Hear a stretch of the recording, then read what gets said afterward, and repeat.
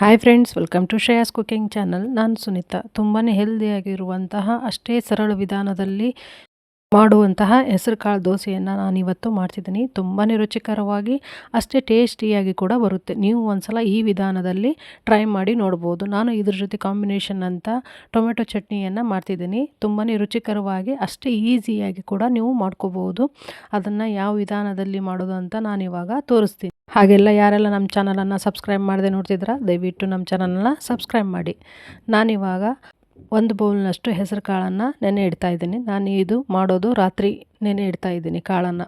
ಹಾಗೆ ಅದೇ ಬೌಲಲ್ಲೇ ಸೇಮ್ ಬೌಲ್ನಲ್ಲೂ ಶೇಂಗಾ ಕಾಳನ್ನು ಹಾಕ್ತಿದ್ದೀನಿ. ಮತ್ತು ನಾನು ಇವಾಗ ಯೂಸ್ ಮಾಡ್ತಾ ಇರೋದು ರೇಷನ್ ಅಕ್ಕಿ, ಅಂದರೆ ಸೊಸೈಟಿ ಅಕ್ಕಿ ಅಂತಾರಲ್ಲ, ಅದನ್ನು ಯೂಸ್ ಮಾಡ್ತಿದ್ದೀನಿ. ಅದನ್ನು ಹಾಕಿದರೆ ದೋಸೆ ಚೆನ್ನಾಗಿ ಬರುತ್ತೆ. ಹಾಗೆ 1/4 ಟೇಬಲ್ ಸ್ಪೂನಷ್ಟು ನಾನು ಮೆಂತ್ಯೆಯನ್ನು ಇದಕ್ಕೆ ಸೇರಿಸ್ತಿದ್ದೀನಿ. ಇದನ್ನೆಲ್ಲ ಒಂದು 2ರಿಂದ 3 ಸಲ ಚೆನ್ನಾಗಿ ತೊಳ್ಕೊಬೇಕು. ನೀವು ಬೆಳಗ್ಗೆ ದೋಸೆ ಮಾಡ್ತೀರಂದರೆ ರಾತ್ರಿ ನೆನೆ ಇಡಬೇಕು. ನೀವು ಸಾಯಂಕಾಲ ದೋಸೆ ಮಾಡ್ತೀರಂದರೆ ಬೆಳಗ್ಗೆ ನೆನೆ ಇಡಬೇಕು. ಸುಮಾರು ಒಂದು 7ರಿಂದ 8 ಗಂಟೆಗಳ ಕಾಲ ಚೆನ್ನಾಗಿ ನೆನಿಬೇಕು. ನೋಡಿ, 2ರಿಂದ 3 ಸಲ ಕ್ಲೀನಾಗಿ ವಾಶ್ ಮಾಡಿ ತೋರಿಸ್ತಿದ್ದೀನಿ. ಇವಾಗ ಇದು ಮುಳುಗೋ ತನಕ ನೀರನ್ನು ಹಾಕಿ ನಾನು ಒಂದು ಪ್ಲೇಟನ್ನು ಇದಕ್ಕೆ ಮುಚ್ತಾ ಇದ್ದೀನಿ. ತುಂಬ ಸರಳ ವಿಧಾನದಲ್ಲಿ ನಾನು ತೋರಿಸ್ತಾ ಇದ್ದೀನಿ. ಇವಾಗ ನೈಟ್ ಇದನ್ನು ಮಾಡಿ ಮುಚ್ಚಿ ಬೆಳಗ್ಗೆ ಇವಾಗ ಓಪನ್ ಮಾಡಿ ತೋರಿಸ್ತಿದ್ದೀನಿ. ನೋಡಿ, ಕಾಳು ತುಂಬಾ ಚೆನ್ನಾಗಿ ನೆಂದಿದೆ. ಆರೋಗ್ಯಕ್ಕೆ ತುಂಬಾ ಒಳ್ಳೆಯದು ಈ ಹೆಸರು ಕಾಳು ದೋಸೆ. ಮಕ್ಕಳ ಲಂಚ್ ಬಾಕ್ಸ್ಗೆ ಬೆಸ್ಟ್ ಅಂತಲೇ ಹೇಳ್ಬೋದು. ಇವಾಗ ಇದನ್ನು ಮಿಕ್ಸಿ ಮಾಡಬೇಕು. ನಾನಿವಾಗ ರಾತ್ರಿ ಎಲ್ಲ ನೆನೆ ಇಟ್ಟು ಬೆಳಗ್ಗೆ ಮಿಕ್ಸಿ ಮಾಡಿ ಆವಾಗಲೇ ನೀವು ದೋಸೆಯನ್ನು ಮಾಡ್ಬೋದು. ಯಾವುದೇ ಹಿಟ್ಟು ನೆನೆಸುವಂಥ ಅವಶ್ಯಕತೆ ಇರೋದಿಲ್ಲ.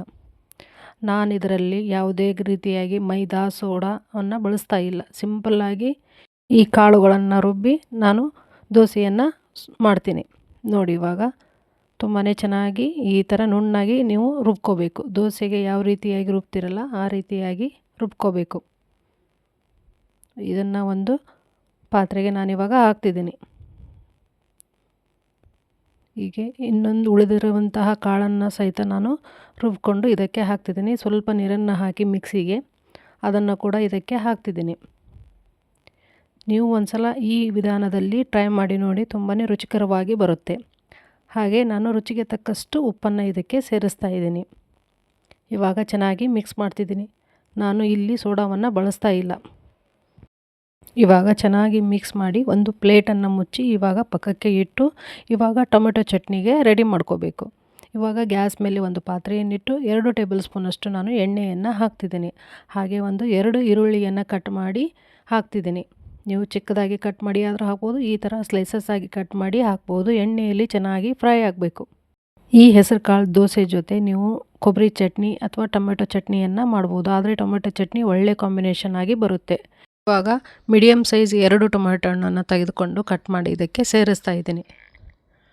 ಎಣ್ಣೆಯಲ್ಲಿ ಈರುಳ್ಳಿ ಮತ್ತು ಟೊಮೆಟೊ ಚೆನ್ನಾಗಿ ಫ್ರೈ ಆಗಬೇಕು. ಒಂದು 2 ನಿಮಿಷಗಳ ಕಾಲ ಹಸಿ ವಾಸನೆ ಹೋಗೋ ತನಕ ಚೆನ್ನಾಗಿ ಹುರಿತಾ ಇರಬೇಕು. ನಾನಿಲ್ಲಿ ಖಾರಕ್ಕೆ ಅನುಗುಣವಾಗಿ 10 ಬ್ಯಾಡಗಿ ಮೆಣಸಿಕಾಯನ್ನು ತೆಗೆದುಕೊಂಡಿದ್ದೀನಿ. ಖಾರ ಮೀಡಿಯಮ್ ಇದೆ. ನೀವು ಖಾರದ ಪುಡಿಯನ್ನಾದರೂ ಸೇರಿಸ್ಬೋದು. ಆದರೆ ಇವಾಗೆಲ್ಲ ನೀವು ಎಲ್ಲ ಮಸಾಲೆಯನ್ನು ಹುರಿದು ಮಿಕ್ಸಿ ಮಾಡ್ತಿರಲ್ಲ, ಮಿಕ್ಸಿ ಮಾಡೋ ಟೈಮಲ್ಲಿ ನೀವು ಖಾರದ ಪುಡಿಯನ್ನು ಹಾಕಿ ಮಿಕ್ಸಿ ಮಾಡ್ಕೋಬೋದು. ನೀವು ಖಾರ ಇನ್ನೂ ಜಾಸ್ತಿ ಬೇಕಾದರೆ ಮೆಣಸಿಕಾಯನ್ನು ಜಾಸ್ತಿ ಹಾಕ್ಬೋದು. ಇದನ್ನೆಲ್ಲ ಟೊಮೆಟೊ ಹಣ್ಣಿನ ಜೊತೆ ಚೆನ್ನಾಗಿ ಹುರಿದ ನಂತರ ನಾನು ಸ್ವಲ್ಪ ಕರಿಬೇವನ್ನು ಹಾಕ್ತಿದ್ದೀನಿ. ಗ್ಯಾಸನ್ನು ಮೀಡಿಯಮ್ ಫ್ಲೇಮಲ್ಲಿಟ್ಟು ಈ ಟೊಮೊಟೊ ಎಲ್ಲವನ್ನು ಹುರಿತಾ ಇರಬೇಕು. ಹಾಗೆ 1 ಟೇಬಲ್ ಸ್ಪೂನಷ್ಟು ನಾನು ಜೀರಿಗೆಯನ್ನು ಹಾಕ್ತಿದ್ದೀನಿ. ಹಾಗೆ 1 ಟೇಬಲ್ ಸ್ಪೂನಷ್ಟು ಉದ್ದಿನಬೇಳೆಯನ್ನು ಹಾಕ್ತಿದ್ದೀನಿ. ಇವಾಗ ಎಲ್ಲ ಚೆನ್ನಾಗಿ ಫ್ರೈ ಮಾಡ್ಕೋಬೇಕು. ಹಾಗೆ ನಮ್ಮ ಚಾನಲಲ್ಲಿ ಮಸಾಲೆ ದೋಸೆ ರೆಸಿಪಿ, ಅದ್ರ ಜೊತೆ ಕಾಂಬಿನೇಷನ್ ಆಗಿ ಕೆಂಪು ಚಟ್ನಿಯನ್ನು ಹಾಕಿ ನಾನು ಮಸಾಲೆ ದೋಸೆಯನ್ನು ಮಾಡಿದ್ದೀನಿ. ಅದರದ್ದು ಲಿಂಕ್ ಬೇಕಾದರೆ ಡಿಸ್ಕ್ರಿಪ್ಷನ್ ಬಾಕ್ಸ್ನಲ್ಲಿ ಕೊಟ್ಟಿರ್ತೀನಿ. ಹಾಗೆ ರಾಗಿ ದೋಸೆಯನ್ನು ನಾನು ರೆಸಿಪಿಯನ್ನು ಮಾಡಿ ಹಾಕಿದ್ದೀನಿ. ಯಾರು ಬೇಕೋ ಅವರು ನೋಡ್ಬೋದು. ಇವಾಗ ನಾನು ಒಂದು 4ರಿಂದ 5 ಬೆಳ್ಳುಳ್ಳಿ ಗಡ್ಡೆಯನ್ನು ಹಾಕ್ತಿದ್ದೀನಿ. ಇದು ಜವಾರಿ ಬೆಳ್ಳುಳ್ಳಿ ಗಡ್ಡೆ, ಹಾಗಾಗಿ ಚಿಕ್ಕದಿರುತ್ತೆ. ಸ್ವಲ್ಪ ಕೊತ್ತಂಬರಿ ಸೊಪ್ಪನ್ನು ಇದಕ್ಕೆ ಸೇರಿಸಿ ಚೆನ್ನಾಗಿ ಫ್ರೈ ಮಾಡ್ತಾ ಇದ್ದೀನಿ. ಯಾರೆಲ್ಲ ಹೊಸಬ್ರು ಫಸ್ಟ್ ಟೈಮ್ ನಮ್ಮ ಚಾನಲನ್ನು ನೋಡ್ತಿದ್ದೀರಾ, ದಯವಿಟ್ಟು ನಮ್ಮ ಚಾನಲನ್ನು ಸಬ್ಸ್ಕ್ರೈಬ್ ಮಾಡಿ. ಹಾಗೆ ಈ ವಿಡಿಯೋ ಇಷ್ಟ ಆದರೆ ವಿಡಿಯೋಗೊಂದು ಲೈಕ್ ಕೊಟ್ಟು ನಿಮ್ಮ ಫ್ರೆಂಡ್ಸ್ ಆ್ಯಂಡ್ ಫ್ಯಾಮ್ಲಿಗೆ ಶೇರ್ ಮಾಡಿ. ನಾನಿವಾಗ ಸ್ವಲ್ಪ ಹುಣಸೆ ಹಣ್ಣನ್ನು ಇದಕ್ಕೆ ಹಾಕ್ತಿದ್ದೀನಿ. ಯಾಕಂದರೆ ನಾನು ಇಲ್ಲಿ ಜವಾರಿ ಹುಳಿ ಟೊಮೆಟೊ ಹಣ್ಣನ್ನು ತೆಗೆದುಕೊಂಡಿದ್ದೀನಿ, ಹಾಗಾಗಿ ಸ್ವಲ್ಪ ಹುಣಸೆ ಹಣ್ಣನ್ನು ಹಾಕ್ತಿದ್ದೀನಿ. ನೀವು ಆ್ಯಪಲ್ ಟೊಮೆಟೊ ಹಣ್ಣನ್ನು ತೆಗೆದುಕೊಂಡಿದ್ರೆ ಸ್ವಲ್ಪ ಹುಣಸೆ ಹಣ್ಣನ್ನು ಜಾಸ್ತಿ ಹಾಕಬೇಕು. ಈ ಲೆವೆಲಿಗೆ ಟೊಮೊಟೊ ಎಲ್ಲ ಚೆನ್ನಾಗಿ ಬೇಯಬೇಕು.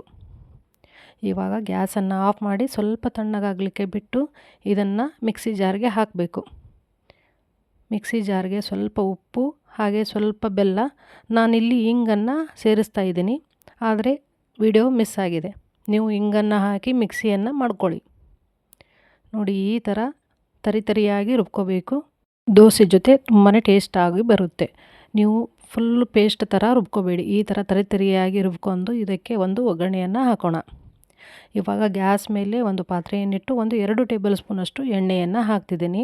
ಅದಕ್ಕೆ 1 ಟೇಬಲ್ ಸ್ಪೂನಷ್ಟು ನಾನು ಸಾಸಿವೆ ಹಾಗೆ ಸ್ವಲ್ಪ ಕರಿಬೇವನ್ನು ಹಾಕಿ ಈ ಮಿಕ್ಸಿ ಮಾಡ್ಕೊಂಡಿರುವಂತಹ ಮಸಾಲೆಯನ್ನು ಇದಕ್ಕೆ ಸೇರಿಸ್ತಾ ಇದ್ದೀನಿ. ಗ್ಯಾಸನ್ನು ಲೋ ಫ್ಲೇಮಲ್ಲಿಟ್ಟು ಚೆನ್ನಾಗಿ ಮಿಕ್ಸ್ ಮಾಡ್ಕೋಬೇಕು. ಈ ಮಸಾಲೆಯನ್ನು ಗ್ಯಾಸನ್ನು ಲೋ ಫ್ಲೇಮಲ್ಲಿಟ್ಟು ಈ ಮಸಾಲೆ ಎಣ್ಣೆ ಮತ್ತು ಸಾಸಿವೆ ಜೊತೆ ಚೆನ್ನಾಗಿ ಮಿಕ್ಸ್ ಆಗಬೇಕು. ಸ್ವಲ್ಪ ನೀವು ಥಿಕ್ನೆಸ್ ನೋಡಿಕೊಂಡು ನೀರನ್ನು ಹಾಕಿ ಚೆನ್ನಾಗಿ ಮಿಕ್ಸ್ ಮಾಡಿ, ಉಪ್ಪು ಕಡಿಮೆ ಇದ್ದರೆ ನೋಡಿ ನೀವು ಹಾಕ್ಬೋದು. ಇವಾಗ ಟೊಮೆಟೊ ಚಟ್ನಿ ದೋಸೆ ಜೊತೆ ರೆಡಿಯಾಗಿದೆ. ಇವಾಗ ದೋಸೆ ಮಾಡೋಣ. ಇವಾಗ ಗ್ಯಾಸನ್ನು ಹಚ್ಚಿ ಒಂದು ದೋಸೆ ಹಂಚನ್ನು ಇಡ್ತಿದ್ದೀನಿ. ಸ್ವಲ್ಪ ನೀರನ್ನು ಹಾಕಿ ಇವಾಗ ಕ್ಲೀನ್ ಮಾಡಿ ನಾನು ದೋಸೆಯನ್ನು ಇದ್ರ ಮೇಲೆ ಹಾಕ್ತಿದ್ದೀನಿ. ನೀವು ಬೇಡಿನ ಹಂಚಿನಲ್ಲಾದರೂ ಹಾಕ್ಬೋದು, ನೀವು ನಾನ್ ಸ್ಟಿಕ್ ಹಂಚಲ್ಲಾದರೂ ಹಾಕ್ಬೋದು. ದೋಸೆ ಮಾತ್ರ ಚೆನ್ನಾಗಿ ಬರುತ್ತೆ. ನಿಮಗೆ ಚಿಕ್ಕದು ಅಥವಾ ದೊಡ್ಡದು ದೋಸೆ ಬೇಕಾದರೆ ನೀವು ಯಾವ ರೀತಿ ಬೇಕೋ ಆ ರೀತಿ ಹಾಕ್ಬೋದು. ಆರೋಗ್ಯಕ್ಕೆ ಮಾತ್ರ ತುಂಬಾ ಒಳ್ಳೆಯದು ಈ ಹೆಸರು ಕಾಳು ಮತ್ತು ಶೇಂಗಾ ಕಾಳು ದೋಸೆ. ನಿಮಗೆ ಎಣ್ಣೆ ಅಥವಾ ತುಪ್ಪವನ್ನು ಬೇಕಾದರೆ ನೀವು ದೋಸೆ ಮೇಲೆ ಹಾಕ್ಬೋದು. ನೀವು ಕ್ಯಾರೆಟ್, ಈರುಳ್ಳಿಯನ್ನು ತರಕಾರಿಯನ್ನು ಕಟ್ ಮಾಡಿ ಬೇಕಾದರೆ ನೀವು ದೋಸೆ ಮೇಲೆ ಹಾಕಿ ಮಾಡ್ಬೋದು. ನಿಮ್ಮ ಟೇಸ್ಟ್ಗೆ ಅನುಗುಣವಾಗಿ ನೀವು ಮಾಡ್ಕೋಬೋದು. ದೋಸೆ ಅಂಟ್ಕೊಳ್ಳುವಂಥ ಚಾನ್ಸಸ್ಸೇ ಇರುವುದಿಲ್ಲ. ಎಷ್ಟೊಂದು ಚೆನ್ನಾಗಿ ಬಂದಿದೆ ನೋಡಿ. ನಾನು 2 ಸೈಡು ದೋಸೆಯನ್ನು ಚೆನ್ನಾಗಿ ಬೇಯಿಸ್ತಿದ್ದೀನಿ. ಹಾಗೆ ತುಂಬಾ ಸುಲಭ ವಿಧಾನದಲ್ಲಿ ನಾನು ಹೇಳಿದ್ದೀನಿ. ಯಾವುದೇ ರೀತಿಯಾಗಿ ಹಿಟ್ಟು ನೆನೆಸುವಂಥ ಅವಶ್ಯಕತೆಯೇ ಇರುವುದಿಲ್ಲ. ನಾವು ರಾತ್ರಿ ಕಾಳನ್ನು ನೆನೆಸಿ ಬೆಳಗ್ಗೆ ಈಸಿಯಾಗಿ ಮಾಡ್ಕೋಬೋದು. ಇವಾಗ ರೆಡಿಯಾಗಿದೆ ಬಿಸಿ ಬಿಸಿ ದೋಸೆ ಜೊತೆ ಟೊಮೆಟೊ ಕೆಂಪು ಚಟ್ನಿ. ತುಂಬಾ ರುಚಿಯಾಗಿ ಅಷ್ಟೇ ಹೆಲ್ದಿಯಾಗಿರುತ್ತೆ ಕೂಡ. ನೀವು ಒಂದ್ಸಲ ಮಿಸ್ ಮಾಡದೆ ಮನೆಯಲ್ಲೇ ಟ್ರೈ ಮಾಡಿ. ಹಾಗೆ ನಮ್ಮ ಉತ್ತರ ಕರ್ನಾಟಕದ ಸ್ಪೆಷಲ್ ರೆಸಿಪಿಗಾಗಿ ಮರೆಯದೆ ನಮ್ಮ ಚಾನಲನ್ನು ಸಬ್ಸ್ಕ್ರೈಬ್ ಮಾಡಿ. ಹಾಗೆ ಈ ವಿಡಿಯೋ ಲೈಕ್ ಆದರೆ ನಿಮ್ಮ ಫ್ರೆಂಡ್ಸ್ ಆ್ಯಂಡ್ ಫ್ಯಾಮ್ಲಿಗೆ ಶೇರ್ ಮಾಡಿ. ಮತ್ತೆ ಹೊಸ ರೆಸಿಪಿಯೊಂದಿಗೆ ನಾನು ನಿಮ್ಮನ್ನು ಭೇಟಿಯಾಗ್ತೀನಿ. Thank you.